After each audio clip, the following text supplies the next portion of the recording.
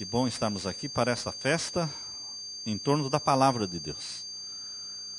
A palavra de Deus é o centro e nós vamos nos alimentar dela, este maná poderoso. Nossa mensagem hoje está centralizada em Lucas capítulo 4. Lucas capítulo 4. O capítulo 4 de Lucas, nos versos 30, aqui menciona que Jesus Cristo foi mal recebido na cidade de onde ele era, cidade de Nazaré. Ele mesmo disse, nenhum profeta é bem visto, bem amado, bem recebido na sua própria terra. Isso é verdade, isso aconteceu com ele está falando por experiência própria. Tentaram matar Jesus em Nazaré. Não fosse o anjo de Deus se interpor entre ele e a multidão e transportá-lo, porque a Bíblia diz, aqui no capítulo 4, e no verso 29, diz assim, levantando-se, o expulsaram da cidade e o levaram até o cume do monte. E Nazaré fica num cume de um monte mesmo, em que a cidade estava edificada, e para dali o precipitarem, para dali o jogarem, matando antes do tempo, porque não era o tempo de ser morto o Messias. E aqui diz o verso 30, ele, Jesus, porém, passando pelo meio deles, retirou-se. Como que uma multidão está arrastando uma pessoa para jogar num precipício, e de repente ele sai, passando no meio da multidão e desaparece. A serva de Deus, comentando esse episódio, diz que um anjo de Deus interpôs-se entre Jesus e a multidão, e o transportou dali, o tirou dali, para que ele não fosse morto.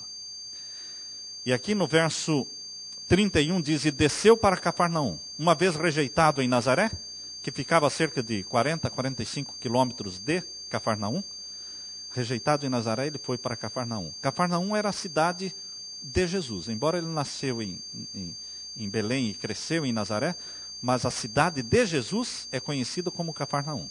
É lá onde ele passou a maior parte do tempo. A maior parte do ministério de Jesus foi em Cafarnaum, que era a cidade de Pedro. Ele gostava de estar em Cafarnaum.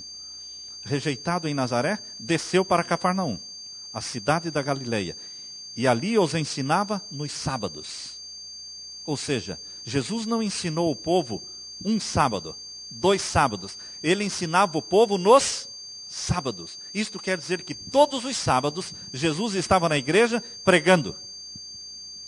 Se Jesus passasse por Richmond essa semana, e você quisesse acompanhar Jesus passo a passo, dia após dia, durante a semana, quando chegasse no sábado, você teria que ir à igreja, porque ele iria à igreja no sábado. Porque todos os sábados ele estava na igreja, pregando e ensinando. E o verso 32 diz, e admiravam a sua doutrina, porque a sua palavra era com autoridade. Havia um contraste entre a pregação de Jesus e a pregação dos escribas. Um contraste, porque ele pregava com autoridade. A cidade de Cafarnaum, conhecemos, a Leila e eu estivemos há pouco tempo lá, somente ruínas, uma cidade de pescadores. Lá está a casa de Pedro, conhecida como a casa de Pedro, as ruínas da casa de Pedro, e lá está também a sinagoga, onde Jesus pregou. Que inspiração! A mais emocionante e gratificante viagem que nós fizemos foi essa para a Terra Santa. Israel, visitamos todo Israel. E que emoção podemos entrar naquela sinagoga e pensarmos que é a mesma sinagoga onde Jesus, tantas vezes, todos os sábados, diz aqui, aos sábados os ensinava. É uma sinagoga dividida em 2 partes. Aqui está um grande salão, um pouco menor do que este. E aí tem uma parede e do lado tem um outro salão, um pouco menor. Mas é um salão duplo. Está a sinagoga quase que inteira, sem o teto, mas com todas as paredes. Você pode ter uma perfeita ideia de como era nos dias de Jesus. Ali ele ensinava aos sábados o povo. A cidade de Cafarnaum é uma cidade que está bem junto ao Mar da Galileia, que é um lago de água doce, mas eles chamam de Mar da Galileia. É uma região muito fértil, muito verde, e muito usado para a agricultura. Ali floresciam nos dias de Jesus muitas palmeiras, muitas oliveiras. Você ainda vê muitas oliveiras carregadas de azeitonas. Aliás, todo Israel é produtor de azeitonas, né? Em todos os lugares. Em Jerusalém, nós vimos lá os alunos, as crianças fazendo guerra de azeitona, né? Eles pegavam aquele monte de azeitona que estava nas árvores e jogando no outro, né? Azeitonas verdes. Então, era uma região de muitos pomares, de muitas vinhas, campos verdejantes, belas flores, rica exuberância, tudo regado com correntes vivas que vinham das rochas. As praias do lago de Genezaré, de Mar da Galileia, que também é chamado de lago de Genezaré, as colinas que circundavam, o Monte das Bem-aventuranças fica bem em frente, atrás de Cafarnaum, de frente para o Mar da Galileia. O lago era coberto de barcos de pescas, muitos pescadores. De um lado está Cafarnaum, do outro lado está Tiberias. E mais abaixo está o Rio Jordão, onde Jesus foi batizado. Tudo aqui naquela região.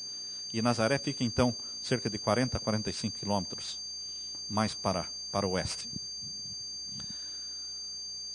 Cafarnaum ficava bem no centro, porque a estrada que levava que vinha de Damasco para Jerusalém, e de Jerusalém para o Egito, passava por Cafarnaum. Portanto, era um centro comercial, uma via de comunicação. E Jesus escolheu a cidade de Cafarnaum para ser a sua principal cidade para a pregação, porque ali passavam muitos viajantes. Por exemplo, quando você lê na Bíblia aquele nobre, aquele homem famoso, importante, que trouxe o filho para ser curado, o filho do nobre a quem Jesus curou, era de Cafarnaum, testemunha do seu poder. No sábado, o povo ia todo para a sinagoga, de tal maneira que o número de ouvintes para ouvirem Jesus era um grande número. Porque ele era uma cidade pequena, ele ficou famoso ali na cidade de Cafarnaum, onde muitos milagres eram feitos. Por isso, quando ele chegou em Nazaré, eles disseram: faça aqui os milagres que nós ouvimos que você fez lá. Na realidade, em Nazaré, ele não fez praticamente milagres, porque o povo era incrédulo. Todos quantos ouviam Jesus admiravam da sua doutrina, porque ele não pregava da boca para fora, ele pregava aquilo que ele vivia. É isso que lhe dava autoridade, porque cada palavra que saía da boca de Jesus encontrava uma ação correspondente na sua vida. Queridos, palavras sem ações correspondentes são como tiros de pólvora. Tiros de pólvora fazem aquela troada, aquele barulho, mas não acontece nada. É só tiro de pólvora, é só barulho, é só trovoada, sem chuva, não é? Então, uma vida que não tenha atos que correspondam a ações, é uma vida vazia. E a palavra de Jesus era com autoridade, porque ele vivia o que ele pregava. Ensinava com autoridade, não como os escribas.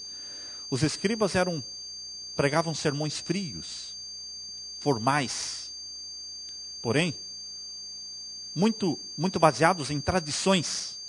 Jesus não. Jesus, ele possui uma linguagem pura, refinada, clara, uma dicção perfeita. A voz de Jesus era como uma música aos ouvidos daqueles que escutavam. Os rabis eram monótonos, faziam todo mundo dormir. Mas Jesus Cristo falava com autoridade. O Espírito Santo fazia-se sentir em cada palavra que caía da boca de Jesus. Estava impregnada do poder do Espírito Santo. Os rabis falavam com dúvida. Não eram firmes no que falavam. Eles pregavam sermões assim, que poderiam ser interpretados de várias formas. Mas Jesus Cristo, ele era fervoroso, ele era familiarizado com o céu. As ilustrações que Jesus usava, ele tirava da própria natureza, daquilo que o povo diariamente contemplava na sua vida, no dia a dia. Ele tirava as suas ilustrações destas atividades da vida diária. As aves do céu, ele usava como para ilustrar os lírios do campo.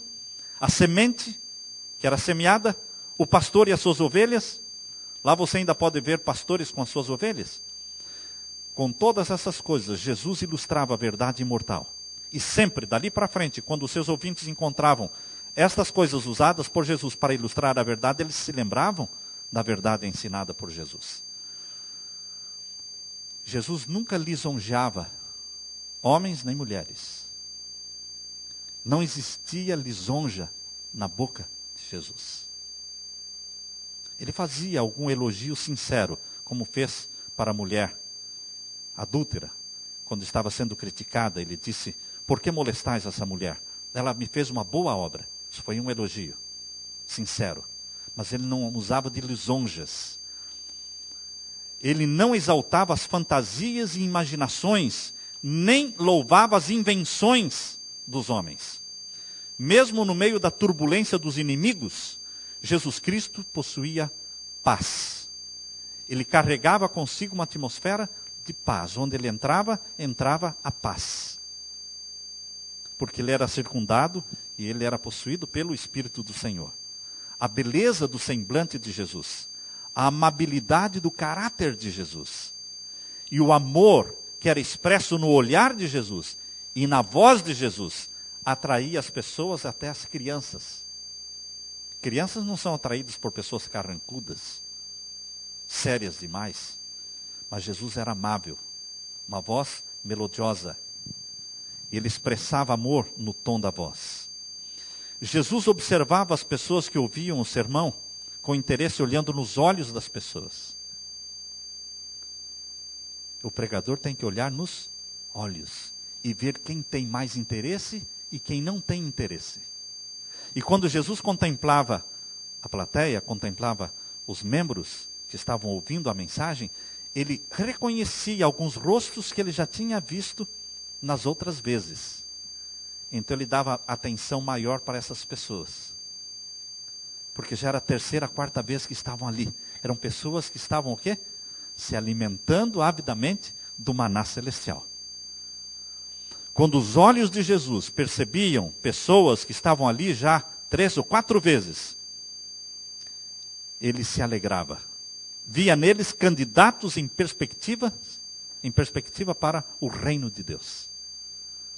Como nas conferências públicas, quando nós fazemos aquelas conferências de 40, 45 noites, quando nós percebemos rostos conhecidos que já estão ali 5, 6, 7, 8 vezes, que não perdem noite nenhuma, é uma alegria muito grande para o pregador. Porque a gente vê que o Espírito Santo está atraindo para Jesus. As pessoas foram atraídas, pescadas, não é?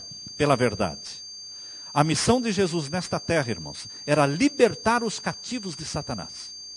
Em João, primeira carta de João, ele menciona que Jesus Cristo veio para destruir as obras do diabo. Lembremos, irmãos, que a missão de Jesus não é diferente da nossa. O Filho amado de Deus veio ao mundo para destruir as obras do diabo. E nós, filhos amados de Deus, estamos aqui também para destruir as obras do diabo e para exaltar o nome do nosso Pai. Do nosso Pai. Quando, em Lucas capítulo 4, vamos ler o verso 33 e 34. Ele desceu para Cafarnaum, e quando ele estava na sinagoga, nessa sinagoga que nós conhecemos, pregando, existia no meio dos ouvintes um homem que já tinha sido possuído pelo demônio muitas vezes. E ele queria se libertar do demônio. Ele ouviu falar de Jesus. E ele veio à sinagoga em busca de libertação. Mas ali dentro da sinagoga, o demônio o possuiu. Vejam aí no capítulo 4, verso 33. E estava na sinagoga um homem que tinha um espírito de um demônio imundo. Por que ele veio ali ouvir o sermão de Jesus? No livro Desejar Todas as Nações, Deus diz que ele veio para buscar libertação. Ele veio para poder se libertar das garras de Satanás. Mas ali, Satanás se manifestou e falou através daquele homem. Aqui diz o verso 34, que esse homem endemoniado dizia: que temos nós contigo? Não era ele que estava falando? Era Satanás que falava através dele. Que temos nós contigo? Jesus Nazareno? Vieste a destruir-nos? Bem sei quem és, o Santo de Deus. Queridos, quando Satanás se aproximava de Jesus, através dos endemoniados, ele já vinha se arrastando, porque ele reconhecia o vencedor e reconhecia-se o fracassado, o derrotado, porque Jesus o derrotara no céu. Jesus o derrotara no deserto da tentação. Quando ele se aproximava e adorava, porque ele não conseguia ficar em pé na presença de Jesus. Satanás não consegue ficar em pé na presença de Jesus, porque Jesus era filho de Deus. E você também é filho de Deus. Você não deve ter medo de Satanás. Você deve resistir ao diabo. Não é isso que diz em Tiago? Submetei-vos a Deus, resisti ao diabo, e ele fugirá de vós. Fugiu de Jesus, fugirá de você. Porque Jesus era o Filho amado de Deus. E você, pelo sangue de Jesus, também é um filho amado de Deus. Resisti ao diabo, e ele fugirá. E o que é que Jesus diz no verso 35? Jesus não conversou com o demônio. Ele disse, ou repreendeu, dizendo, cala-te. O que o demônio estava falando? Bem sei quem és, o Santo de Deus. Os demônios sabiam quem era Jesus. Que Jesus era o arcanjo Miguel. Jesus era o chefe deles. Antes deles serem expulsos no céu, o arcanjo Miguel era o chefe de todos os anjos. Até que uma terça parte dos anjos escolheu como chefe Satanás. Por isso, quando ele olhou para Jesus ali e disse, bem sei quem és. Queridos, Jesus repreendeu dizendo, cala-te, sai dele. E o demônio, lançando-o por terra, no meio do povo, saiu dele sem lhe fazer mal. Quando em nome de Jesus, você que vive em comunhão com Jesus, você que não vive na prática de pecados conhecidos, porque se você estiver vivendo na prática de pecados conhecidos, ele não vai obedecer a sua ordem. Porque você não vai poder dizer, você não tem nada em mim. Lembra que Jesus falou isso? O príncipe deste mundo se aproxima de mim, mas ele não tem nada em mim. Você pode perguntar, mas pastor, nós somos pecadores? Somos pecadores. Mas somos pecadores porque temos uma natureza pecaminosa. Não porque estamos vivendo em pecados conhecidos. É diferente, irmãos. Todos nós somos pecadores, porque nascemos em pecado. Em pecado me concebeu a minha mãe, disse o profeta e o rei Davi. Mas eu não preciso viver na prática de pecados conhecidos. Quando nós não vivemos na prática de pecados conhecidos, predomina na nossa vida a natureza santa de Jesus. Mas e a natureza pecaminosa? Ela está suplantada. Ela está dominada. Nosso corpo ainda é um corpo mortal. Nosso corpo ainda é um corpo corrupto. Mas nós não podemos usar isso como desculpa para viver na prática de pecados conhecidos. Por isso, quando em nome de Jesus você ordena, Satanás tem que sair. Porque você é filho de Deus. E você tem a autoridade do Pai, a autoridade de Jesus, para ordenar, para o derrotado Satanás sair. E aqui menciona, verso 36. E veio espanto sobre todos, e falavam entre si uns e outros, dizendo, que palavra é esta? Que até os espíritos imundos manda com autoridade e poder, e eles saem. Quando vocês leem a história de Jesus, vocês percebem que era algo espetacular. Mas quando vocês leem a história de Pedro, o pecador Paulo, o assassino Paulo, ele fez milagres maiores ainda. Então não é questão, irmãos, não é questão de ser Pedro, ou de ser Paulo, ou de ser Jesus. É a questão de ser dependente do poder de Deus. Viver na dependência do Pai. como Jesus viveu na dependência do Pai. Escolher não viver na prática de pecados conhecidos, como Paulo e Pedro escolheram não viver na prática de pecados conhecidos, mas ainda com falhas, ainda com defeitos, mas não acariciados, não amados. Quando nós, que não vivemos na prática de pecados conhecidos, praticamos algum pecado, nós choramos, nós sofremos, nós ficamos muito tristes. Nós pedimos perdão no mesmo dia, na mesma hora. Não deixamos se pôr o sol sem confessarmos os nossos pecados. Mesmo quando nós praticamos pecados que já praticamos outras vezes na nossa vida, mas nós caímos ajoelhados diante dos pés de Jesus e pedimos perdão, Ele não deixa de nos amar. Ele não deixa de nos perdoar. Mesmo que tenha sido a 10ª vez que você esteja pedindo perdão, você recebe o perdão. E você não pode duvidar do perdão. Mas também não é uma desculpa para eu continuar pecando o mesmo pecado. A misericórdia de Deus não deve ser desculpa para brincarmos com o pecado. Mas Deus é misericordioso, irmãos. Deus só não perdoa quando você desiste de pedir perdão. Aí Ele não pode mais perdoar. Mas é porque nós desistimos de pedir perdão. Jesus Cristo é o nosso exemplo. A causa oculta da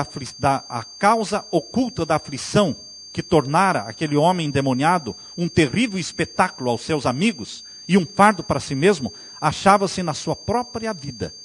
No livro Desejar Todas as Nações, diz que aquele homem endemoniado era um homem fascinado pelos prazeres do pecado. A Bíblia não diz isso, né? Mas Deus revelou através do livro Desejar Todas as Nações algumas coisas. Diz que ele era fascinado pelos prazeres do pecado e pensara fazer da própria vida um carnaval. A vida daquele homem era um carnaval. O que é carnaval, irmãos? Essa é a expressão que está no livro Desejar Todas as Nações. Carnaval é a festa da carne. Então, aquele homem se tornou possesso do demônio, por quê? Porque ele vivia numa festa carnal, dando vazão, dando margem livre para os desejos da carne, para a promiscuidade, para as coisas erradas, pecaminosas. E Satanás tomou posse. E agora ele queria ser liberto de Satanás. Por isso ele veio ouvir o sermão de Jesus na sinagoga de Cafarnaum. Ele estava ali para isso. Mas ali Satanás se manifestou através dele. Mas quando Satanás se manifesta na frente de Jesus, é o fim dele. É o fim dele. Porque na frente de Jesus, Satanás não vai poder sair vitorioso. E foi o que aconteceu na vida desse homem. A intemperança e a frivolidade perverteram os nobres atributos da natureza desse homem. E Satanás tomou sobre ele domínio inteiro. Demasiado tarde veio o remorso. Colocara-se no terreno do inimigo e Satanás tomara posse de todas as suas faculdades. Satanás nunca toma posse de uma pessoa da noite para o dia. Não pode, não consegue. Assim como o processo da santificação é um processo, santificação não é ato de um dia, irmão. Santificação é obra da vida toda. E o que é a santificação? É o Espírito Santo possuindo a sua mente. O Espírito Santo não possui a sua mente do dia para a noite. Ele começa a trabalhar em você, pouco a pouco. E você vai cedendo, ele vai possuindo a sua mente. O Espírito Santo. Mas o processo de Satanás possuir a mente também é assim. É o mesmo processo. Só que para o lado errado. Satanás joga uma isca, a pessoa come aquela isca, usa outra coisa, a pessoa aceita e vai, pouco a pouco vai possuindo a mente, até que durante anos chega ao ponto em que ele tomou posse de todas as faculdades da mente do ser. Por isso diz a serva de Deus, que esse homem colocara-se no terreno do inimigo e Satanás tomara posse de todas as suas faculdades. E onde queria manifestar-se, através dele manifestava. E falava através dele. Só que Jesus Cristo é o poder que liberta todos os casos. Não há caso perdido para Jesus. Na frente de Jesus, mesmo pessoas que foram totalmente possessas pelo inimigo, poderão ser libertas. Jesus é o poderoso nome que liberta. Assim será com todos os que condescendem com o mal, irmãos. Hoje, se nós acalentarmos pecados conhecidos na nossa vida, se nós nutrirmos, acariciarmos pecados, o que eu percebo, irmãos, é que às vezes nós praticamos pecado e até reconhecemos que praticamos o pecado. Mas no fundo, nós não achamos que foi tão grande pecado. Tão grande pecado. No fundo, nós achamos que foi uma coisa que não temos tanta culpa. Erramos, mas isso não é sinal de arrependimento. Quando o Espírito Santo nos dá o arrependimento, nós choramos, não pelo mal que falam de nós, mas pelo pecado que praticamos contra nosso Deus. Nós choramos sobre os nossos pecados. Pedro chorou amargamente sobre o seu pecado. Quando ele traiu a Jesus, ele voltou naquela noite, foi lá naquele lugar onde Jesus, na noite anterior, estivera orando no Getsemane e suando sangue. E ali ele chorou amargamente o pecado de ter traído Jesus. E cada vez que alguém falava, ele sofria, porque ele reconhecia que ele traiu mesmo a Jesus. Ele não tentou diminuir o pecado. Também não foi tão sério assim. Também eu fui tentado demais, a situação em que eu estava foi muito difícil. Não tentou justificar o seu pecado. Tentar justificar um pecado é pecar a segunda vez. Quando nos ajoelhamos aos pés de Jesus, não justifiquemos pecado algum, ação pecaminosa nenhuma. Digamos, eu pequei, Senhor. Pequei porque eu quis. Ninguém me forçou a pecar. Nem Satanás me força a pecar. Eu peco porque eu quero.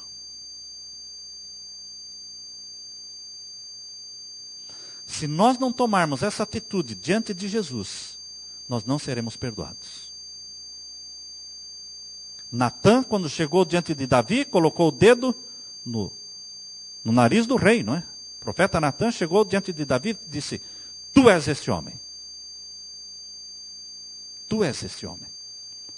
Davi se humilhou dizendo: eu pequei.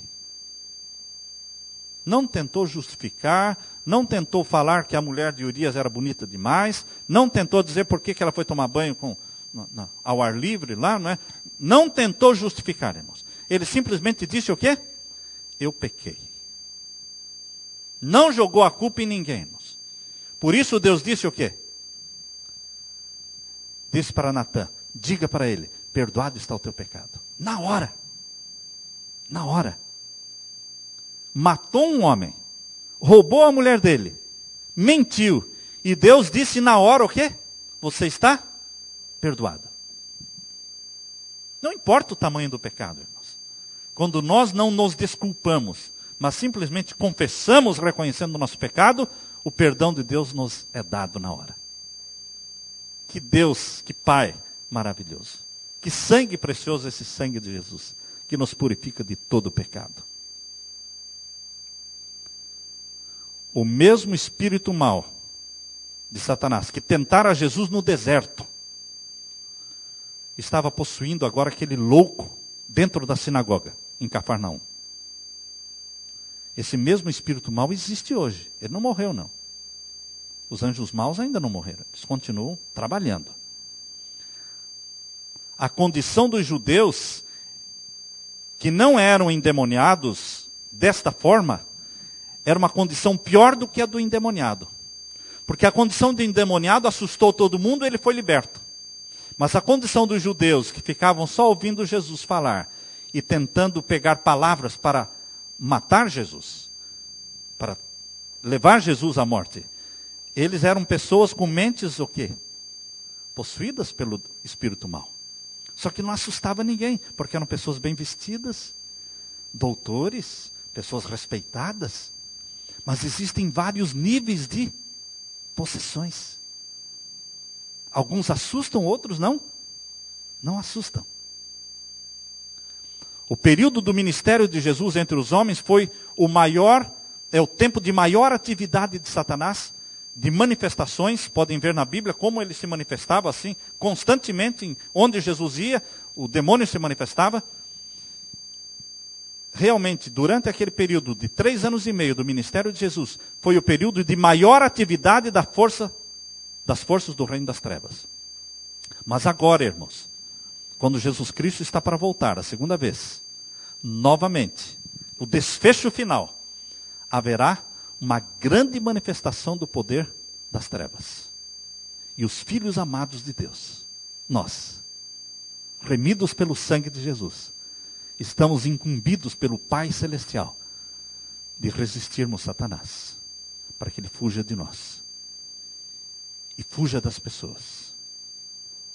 Nós temos que usar a autoridade de Jesus. Na batalha final do conflito entre a justiça e o pecado, Deus tem filhos e filhas amados que farão o trabalho de Jesus. Foi pela palavra que Deus, o Pai, deu a Jesus Cristo o poder para vencer o maligno. Jesus não venceu o maligno porque era filho de Deus, no sentido de que ele era o Messias, ele tinha os poderes divinos nele, não. Ele venceu o maligno porque ele vivia na dependência do seu Pai. E nós também temos à nossa disposição o mesmo poder. A história está se repetindo hoje, irmãos. Tendo aberta a Bíblia diante de nós, nós deveremos usar do mesmo poder desta palavra de Deus. A pregação do Evangelho. A pregação do Evangelho. Sem ações de obediência ao Evangelho, gera em nós, cristãos, um estado de falsa segurança e nos coloca sob o poder do inimigo. Lado a lado com a pregação do Evangelho, acham-se a operar forças que não são de Deus. O Evangelho está sendo pregado, mas existem forças das trevas, operando também para neutralizar a força do Espírito Santo. E como Satanás usava médiuns naquele tempo para falar, Satanás usa médiuns hoje para falar. Ele se manifesta também. Um pecado secreto, uma paixão dominadora, pode reter o pecador impotente, como o endemoniado de Cafarnaum. Só o pecado secreto. Só pecados acariciados é que nos mantém presas de Satanás. Só isso. Não é porque você tem natureza pecaminosa que você vai se tornar preso. Não.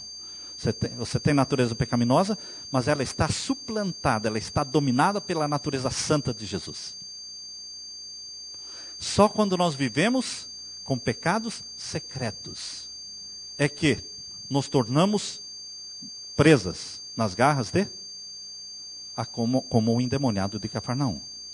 O meio que Deus proveu para vencermos o maligno é o mesmo. É aquele pelo qual Jesus Cristo venceu. O poder da palavra. Deus não pode reger a mente minha e a sua sem o nosso consentimento. Eu tenho que consentir cada manhã que o Espírito Santo possua a minha mente. Eu tenho que pedir em voz alta: vem Santo Espírito, possua a minha mente. Como possuías a mente de Jesus, todas as manhãs. Santifica a minha mente. Deus não pode reger a mente sem o nosso consentimento. E o consentimento tem que ser igual ao voto de casamento, né? Audível. Sim, eu quero que o Senhor venha reger a minha mente. para que o mundo, o universo todo ouça o sim, né? Eu digo não para Satanás. Eu digo sim para Jesus. Todo homem é livre para escolher o poder que regerá a vida dele. É só você que pode escolher. O pai não pode escolher pelo filho. Pode escolher quando é pequenininho assim. Os pais escolhem. Mas quando ele cresce, ele vai ter que escolher por ele. Quando criança, os pais escolhem quem vai reger o filho. Os pais pedem a bênção sobre o filho. Que o Espírito Santo venha sobre o filho. Mas quando ele cresce, aí o filho tem que tomar a sua decisão. Todo homem é livre para escolher que poder o regerá. E ninguém caiu tão fundo no pecado, ninguém é tão vil nesse mundo, que não possa encontrar libertação em Jesus. Ninguém. O endemoniado, em lugar de uma oração, ele veio ao templo para ouvir de Jesus, e em vez de fazer uma oração que Jesus o libertasse, quando ele foi falar, saiu outra voz. Quando ele abriu a boca para falar pedindo libertação, falou quem? Falou Satanás. Ele não queria. Ele veio ali em busca de libertação. E você vai sentir também na sua vida, quando você quer se ajoelhar pedindo perdão, você vai sentir outro poder atuando na sua vida. Mas ajoelhe-se diante de Jesus. Jesus Cristo pode libertar nenhum grito de uma alma em necessidade. Nenhum grito de uma alma em necessidade. Embora deixe de ser expresso em palavras. Mesmo que você vai falar e a voz não saiu. Não conseguiu sair a voz. Mas Jesus entendeu o seu pedido. Não ficará desatendido. Os que consentirem em entrar com Deus num concerto, não serão deixados entregues ao poder de Satanás. Ou às fraquezas da sua própria natureza. O espírito das trevas hão de combater pela alma que uma vez lhe caiu no seu domínio. Mas os anjos de Deus hão de guerrear, contender com ele, com Satanás, por causa daquela alma, porque ela está clamando pelo nome de Jesus. É uma guerra, irmãos. Uma guerra invisível, que se Deus abrisse os nossos olhos, como ele abriu os olhos do servo de Eliseu, que estava tremendo, né, de medo. Quando Deus abriu os olhos dele, ele viu uma multidão de anjos cercando a cidade. Se Deus abrisse os nossos olhos, nós veríamos anjos de Deus lutando contra os anjos das trevas. Por minha causa, por sua causa. Porque você está clamando por Jesus. E os anjos maus tentando impedir que os anjos bons atendam a sua oração. Há guerras. Quando você lê Daniel capítulo 10, diz que por 3 semanas, leiam lá em Daniel capítulo 10, veja como é a guerra. Daniel capítulo 10. Aqui ilustra como funciona a guerra entre os anjos maus e os anjos bons. E há momentos em que os anjos bons não conseguem afugentar o anjo mau.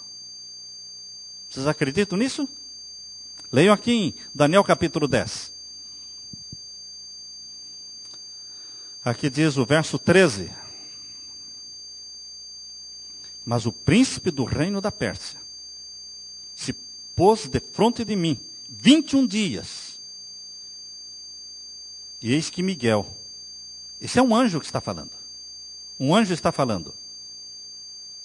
Aqui diz, o anjo está falando, o príncipe do reino da Pérsia se pôs defronte de mim 21 dias. E eis que Miguel, o príncipe, veio para me ajudar. E eu fiquei ali com os reis da Pérsia. Quem é que veio para ajudar este anjo? Jesus, em pessoa.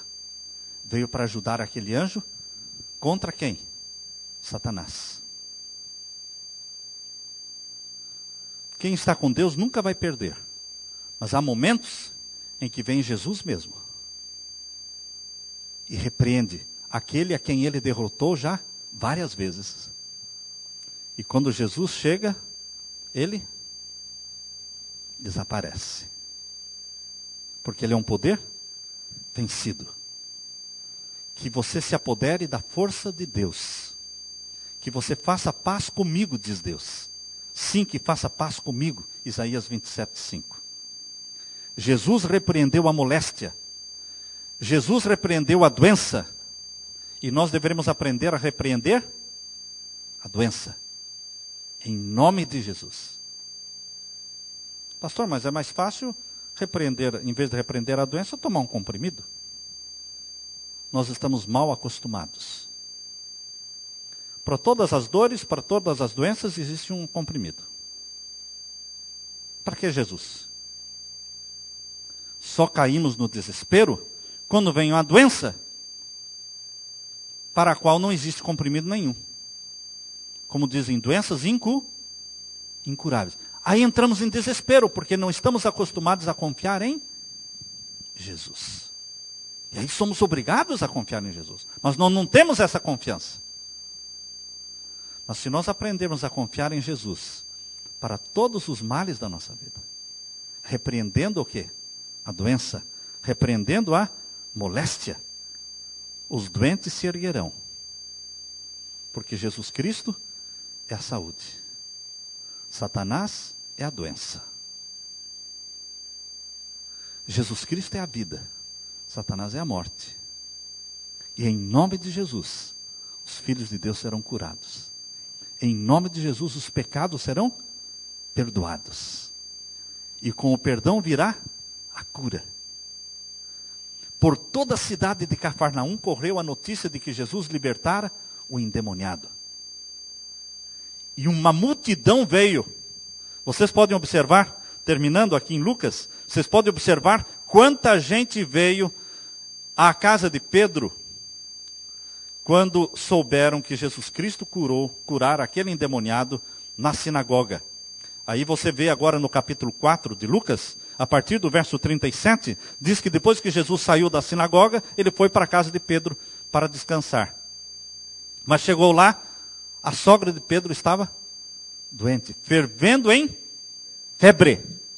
Ora, quando a pessoa está fervendo em febre, o que nós fazemos? Quais são os remédios? Banho. Não, esses são remédios de Deus, né? Mas normalmente as pessoas usam o quê? Analgésico. Vão tirar a febre. Mas suponhamos que nós estivéssemos vivendo nos dias de Jesus, que não tivesse analgésico nenhum. A água já existia, né? Para fazer banhos, tudo já existia. Então nós tínhamos que recorrer a alguém que tivesse poder para curar. E esse alguém eram os homens de Deus. Nesse caso era Jesus, o Filho de Deus. Jesus repreendeu a febre. Vocês viram aí no capítulo 4, no verso 38? Ora, levantando-se Jesus da sinagoga, foi para a casa de Simão para descansar depois do sermão, né? Foi lá, trabalhou, curou muita gente. Ele enfrentou Satanás lá na hora do sermão, agora ele foi para casa. Chegando lá, a sogra de Simão estava enferma, com muita febre. Ora, quem está com febre é porque tem no corpo o quê? Infecção.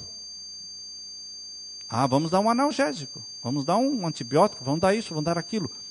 Irmãos, o que é que a Bíblia diz?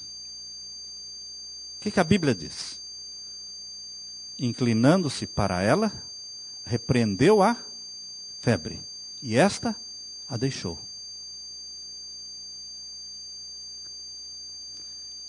O que nós temos que entender, irmãos, que existem doenças de todos os tipos. Doenças congênitas, genéticas, doenças provocadas por nossa intemperança, doenças nas quais nós não tivemos participação nenhuma, simplesmente veio aí uma epidemia e nós vivemos no mundo, não estamos no céu ainda. E somos vítimas de tragédias, de epidemias também. Mas não importa, irmãos. Sendo doenças nas quais nós participamos pela nossa intemperança, sendo doenças congênitas, já de nascimento, sejam doenças quaisquer que sejam, atrás delas sempre existe alguém que não é Jesus.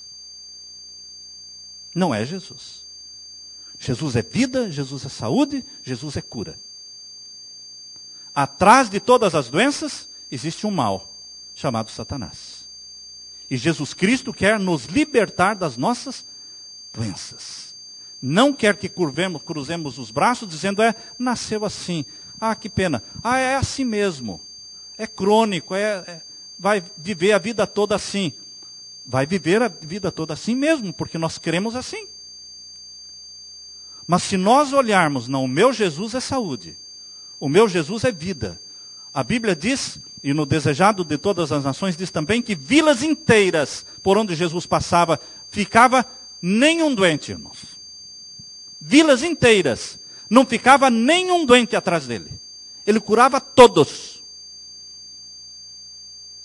Essa multidão que veio à casa de Simão, ele curou a sogra de Pedro. Certo? Mas a multidão que veio, vejam aí o verso 40.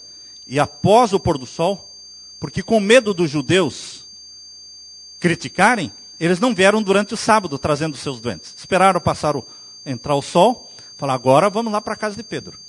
Aí a casa de Pedro lotou no sábado à noite. Aqui dizia, ao pôr do sol, todos os que tinham enfermos, não eram alguns, irmãos, todos os que tinham enfermos, cidade toda, não é? De várias doenças, os traziam.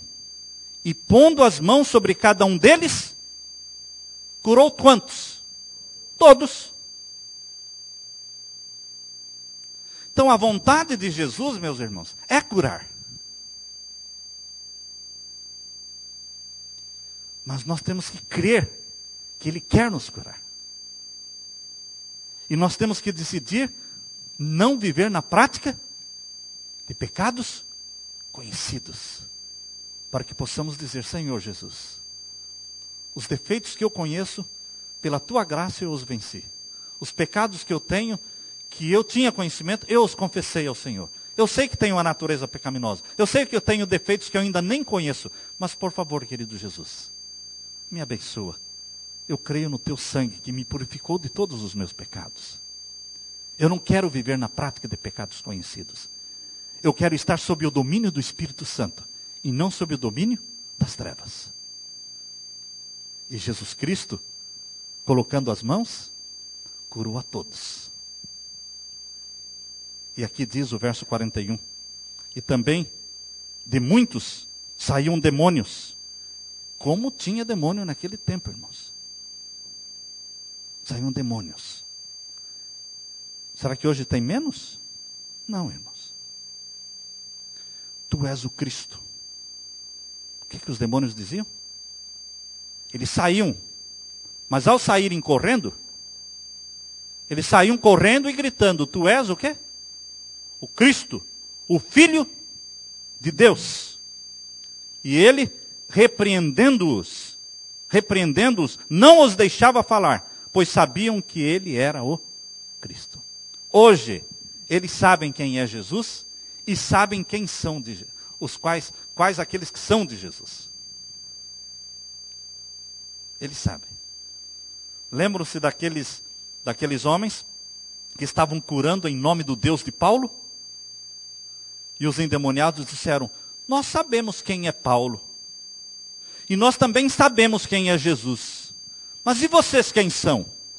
E lançando-se sobre eles, agarraram-nos, rasgaram-lhes a roupa e eles fugiram nus. Queridos, nós temos que ter um conhecimento de quem é Jesus. Nós não podemos por aí falar em nome do Deus de Paulo, no nome de Deus, não, irmãos. No nome do Jesus que eu conheço. No nome do Deus a quem eu obedeço. Pelo sangue de Jesus que purificou-me dos meus pecados, eu te ordeno, sai. É a autoridade de Jesus que está em jogo. E Deus quer homens e mulheres, filhos e filhas, que usem dessa autoridade. Submetei-vos a Deus. Resisti ao diabo, e ele fugirá de vós. Amém? Amém. Vamos louvar ao nosso Pai. Pai querido, obrigado pelo Deus, pelo Filho e pelo Espírito Santo que nos assistem. Obrigado porque através de Jesus o Senhor nos mostrou como devemos viver como filhos, Deus. confiando no poder da tua palavra, não no poder humano, e não temendo nem mesmo Satanás, mas confiando na tua palavra, submetendo-nos a ti, resistirmos ao mal, para que ele fuja da nossa vida, do nosso lar, da nossa igreja, Pai. Pai eterno, que o Espírito Santo seja derramado em nome de Jesus, sobre todos os teus filhos, tuas filhas, que estão neste momento, clamando, buscando o teu poder, a tua presença na vida deles. Tem misericórdia de nós, Pai. Faze-nos fortes em Jesus. Que olhando sempre para Jesus, buscando ter a mente de Jesus, fazendo essa decisão diariamente, quem vai reger a nossa mente? Dizendo sim para Jesus Cristo.